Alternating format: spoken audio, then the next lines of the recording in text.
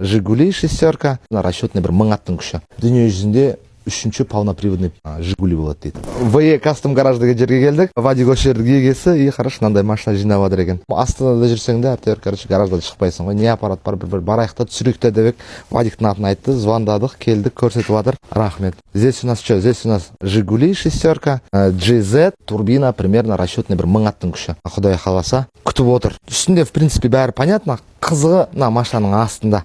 Можно, да, ее поднять? Да, понятно. Для нее пришлось подъемник купить персональный. Отвечаю.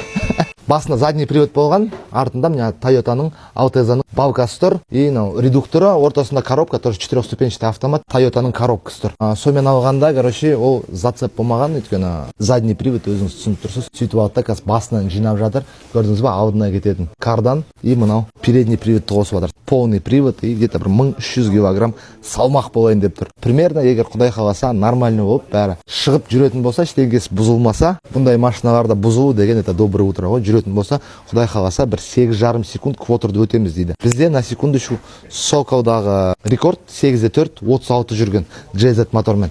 И мына жерді қараңыздар, полный мынаның бәрі кесілгенді, артына мынау балканы салу үшін крепленияларын бәрін кузовқа бастан варт етіп, кастомны істеп шыққан. Кузовтың жағдайы жақсы болған, походу. Ешқай жер шірмеген, ірмеген, полный барлық жермен усиление берген, өйткені түсініп тұрсыз, 1000 аттың күші айналдырған кезде кузовты бүйтіп қисайтып жібереді. Сондықтан полный бәрін усилдеткен. Мына жерде туннельдің бәрін үлкейткен, и моторды сәл алдыға қарай жылжытқан. Алдыңғы конфигінде мотор артта тұрған еді дейді. Алдыңғы кастомный балканы қараңыздаршы. Өздері жігіттер проектировать еткен, ешқандай готовый решение емес. Қиындығы неде? Қиындығы мынаның бәрі қимылдап тұрған кезде, мынаның ішінен дөңгелекке қарай приводтары өту керек, короче. Өте керемет істепті, базар жоқ жігіттер. Педант деген. Көрдіңіз ба, рама баратта, жоғары жаққа стаканмен подвязываться етіп қайтады. Полный Toyotаның ходовкасы тұр. Нелері, ступицаларының бәрі альфарттікі деді, тормозной система альфарттікі.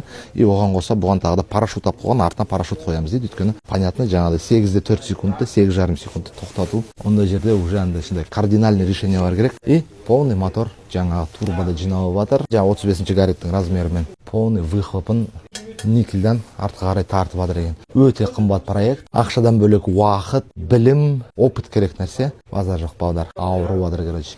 Дүние жүзінде үшінші полноприводный Жигули болады дейді. ВАЗ болады дейді.